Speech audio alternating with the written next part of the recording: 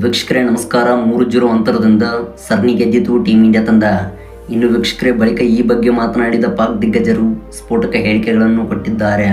ಹೌದು, ಭಾರತ ಹಾಗೂ ಇಂಗ್ಲೆಂಡ್ ನಡುವಿನ 3ನೇ ಏಕದಿನ ಪಂದ್ಯವು ಇಂದು ಅಹಮದಾಬಾದ್ನ ನರೇಂದ್ರ ಮೋದಿ ಅಂತಾರಾಷ್ಟ್ರೀಯ ಮೈದಾನದಲ್ಲಿ ಜರುಗಿತ್ತು. ಇನ್ನು ವೀಕ್ಷಕರೇ, ಈ ಒಂದು ಪಂದ್ಯದಲ್ಲಿ ಭಾರತ ತಂಡವು ರೋಚಕವಾಗಿ 142 ರನ್ಸ್ಗಳ ಗೆಲುವು ದಾಖಲಿಸಿ ಸರಣಿಯಲ್ಲಿ 3-0 ಅಂತರದಿಂದ ಗೆದ್ದು ಬೀಗಿದೆ.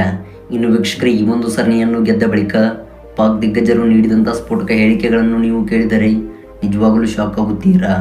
ವೀಕ್ಷಕರೇ, ಈ ವಿಡಿಯೋದ ಸಂಪೂರ್ಣ ಅಪ್ಡೇಟ್ಸ್ ಬಗ್ಗೆ ತಿಳಿಯೋದಕ್ಕಿಂತ ಮುಂಚಿತವಾಗಿ ನೀವು ಅಪ್ಪಟ ಟೀಮ್ ಇಂಡಿಯಾ ತಂಡದ ಫ್ಯಾನ್ಸ್ ಆಗಿ ಕಂಡು ಬಂದಲ್ಲಿ ದಯವಿಟ್ಟು ಈಗಲೇ ಬಿಡೋ ಒಂದು ಲೈಕ್ನ ವ್ಯಕ್ತಪಡಿಸಿ. ಹಾಗೆ ದಯವಿಟ್ಟು ಕಮೆಂಟ್ ಬಾಕ್ಸಲ್ಲಿ ಪ್ರತಿಯೊಬ್ಬರೂ ಕೂಡ ಇಂಡಿಯಾ ಎಂದು ಟೈಪ್ನ ಮಾಡುವ ಮೂಲಕ ನಿಮ್ಮ ಅತ್ಯಮೂಲ್ಯವಾದ ಕಮೆಂಟ್ಸ್ಗಳನ್ನು ತಿಳಿಸಿ. ಹೌದು, ನೀವು ಮಾಡುವ ಪ್ರತಿಯೊಂದು ಕಾಮೆಂಟ್ಸ್ ಹಾಗೂ ಲೈಕ್ಸ್ನಿಂದ ಟೀಮ್ ಇಂಡಿಯಾ ತಂಡಕ್ಕೆ ಮೋಟಿವೇಶನ್ ಸಿಗುತ್ತದೆ. ಹಾಗೆ ವೀಕ್ಷಕರೇ, ಇದೇ ರೀತಿ ಸ್ಪೋರ್ಟ್ಸ್ ಮಾಹಿತಿಗಾಗಿ ನಮ್ಮ ಚಾನಲ್ನ ಈಗಲೇ ಸಬ್ಸ್ಕ್ರೈಬ್ ಮಾಡಿಕೊಳ್ಳಿ.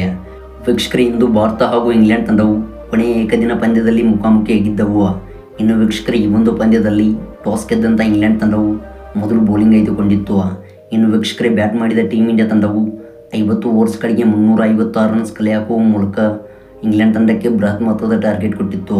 ಇನ್ನು ವೀಕ್ಷಕರೇ, ಈ ಪ್ರತಿಷ್ಠಿತ ಪಂದ್ಯದಲ್ಲಿ ಚೇಸ್ ಮಾಡುವಲ್ಲಿ ವಿಫಲವಾದ ಇಂಗ್ಲೆಂಡ್ ತಂಡವು 214 ರನ್ಗಳಿಗೆ ಸಂಪೂರ್ಣವಾಗಿ ತತ್ತರಿಸಿ ಹೋಯಿತು. ವೀಕ್ಷಕರೇ, ಇದರೊಂದಿಗೆ ಟೀಮ್ ಇಂಡಿಯಾ ತಂಡವು ಭರ್ಜರಿಯಾಗಿ 142 ರನ್ಸ್ಗಳ ಗೆಲುವು ದಾಖಲಿಸಿ ಸರಣಿಯಲ್ಲಿ 3-0 ಅಂತರದಿಂದ ಗೆದ್ದು ಬೀಗಿದೆ. ಹೌದು, ಚಾಂಪಿಯನ್ಸ್ ಟ್ರೋಫಿಗೂ ಮುನ್ನವಾಗಿ ಇದೀಗ ಟೀಮ್ ಇಂಡಿಯಾ ತಂಡವು ODI ಫಾರ್ಮ್ಯಾಟ್ನಲ್ಲಿ ಭರ್ಜರಿಯಾಗಿ ಕಂಬ್ಯಾಕ್ ಮಾಡಿದೆ. ಹೌದು, ಭಾರತ ತಂಡದ ಪರವಾಗಿ ಬೌಲಿಂಗ್ನಲ್ಲಿ ಹರ್ಷದೀಪ್ ಸಿಂಗ್, ಹರ್ಷಿತ್ ರಾಣಾ, ಅಕ್ಷರ್ ಪಟೇಲ್, ಹಾರ್ದಿಕ್ ಪಾಂಡ್ಯ ಅವರು ತಲಾ 2 ವಿಕೆಟ್ ಕಬಳಿಸಿ ಮಿಂಚಿದರೆ ವಾಷಿಂಗ್ಟನ್ ಸುಂದರ್ ಹಾಗೂ ಕುಲ್ದೀಪ್ ಯಾದವ್ ಅವರು ತಲಾ 1 ವಿಕೆಟ್ ಕಬಳಿಸಿದ್ದಾರೆ. ವೀಕ್ಷಕರೇ, ಈ ಬೌಲಿಂಗ್ ಪ್ರದರ್ಶನದ ಮೂಲಕ ಟೀಮ್ ಇಂಡಿಯಾ ತಂಡವು ಈ ಒಂದು ಪಂದ್ಯದಲ್ಲಿ ರೋಚಕವಾಗಿ 142 ರನ್ಸ್ಗಳ ಗೆಲುವು ದಾಖಲಿಸಿದೆ. ಇನ್ನು ವೀಕ್ಷಕರೇ, ಈ ಒಂದು ಸರಣಿಯನ್ನು ಗೆದ್ದ ಬಳಿಕ ಇದೀಗ ಪಾಕ್ ದಿಗ್ಗಜರು ಟೀಮ್ ಇಂಡಿಯಾ ತಂಡದ ಬಗ್ಗೆ ಸ್ಫೋಟಕ ಹೇಳಿಕೆ ಕೊಟ್ಟಿದ್ದಾರೆ. ಹೌದು, ಮೊದಲನೇದಾಗಿ ಮಾತನಾಡಿದ ಶೋಯಬ್ ಅಖ್ತರ್ ಅವರು ಟೀಮ್ ಇಂಡಿಯಾ ತಂಡದ ಬಗ್ಗೆ ಹೇಳಿದ್ದು, ಹೌದು, ಭಾರತ ತಂಡವು 50 ಓವರ್ಸ್ಗಳ ಫಾರ್ಮ್ಯಾಟಲ್ಲಿ ಒಂದು ಬಲಿಷ್ಠ ತಂಡವಾಗಿ ಹೊರಹೊಮ್ಮಿದೆ. ಈ ತಂಡವನ್ನು ಸೋಲಿಸಲು ಯಾವ ತಂಡಕ್ಕೂ ಕೂಡ ಆಗುತ್ತಿಲ್ಲ ಮತ್ತು ಶುಭ್ಮನ್ ಗಿಲ್ ಅಂತ ಆಟಗಾರರು ನಮ್ಮ ತಂಡಕ್ಕೆ ಒಮ್ಮೆಯಾದರೂ ಆಡಬೇಕು. ಹೌದು, ಇಂಥ ಟೂರ್ನಮೆಂಟ್ಗಳಲ್ಲಿ ನಮ್ಮ ತಂಡಕ್ಕೆ ಶುಭ್ಮನ್ ಗಿಲ್ ಅವರು ಆಡಿದರೆ ನಮ್ಮ ತಂಡವು ಗೆದ್ದು ಬೀಗುತ್ತದೆ.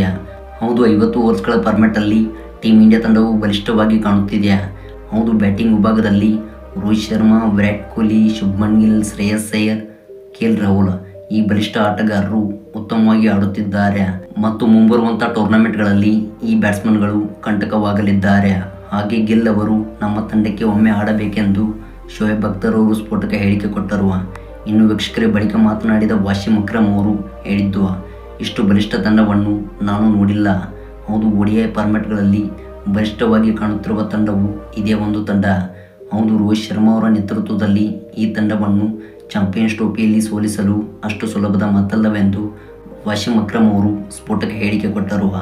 ವೀಕ್ಷಕರೇ, ಈ ರೀತಿಯಾಗಿ ಭಾರತ ತಂಡವು ಗೆದ್ದ ಬಳಿಕ ಪಾಕ್ ದಿಗ್ಗಜರು ಸ್ಫೋಟಕ ಹೇಳಿಕೆಗಳನ್ನು ಕೊಟ್ಟರು. ವೀಕ್ಷಕರೇ, ಇದಾಗಿತ್ತು ಈ ಒಂದು ವಿಡಿಯೋದ ಸಂಪೂರ್ಣ ಅಪ್ಡೇಟ್ಸ್.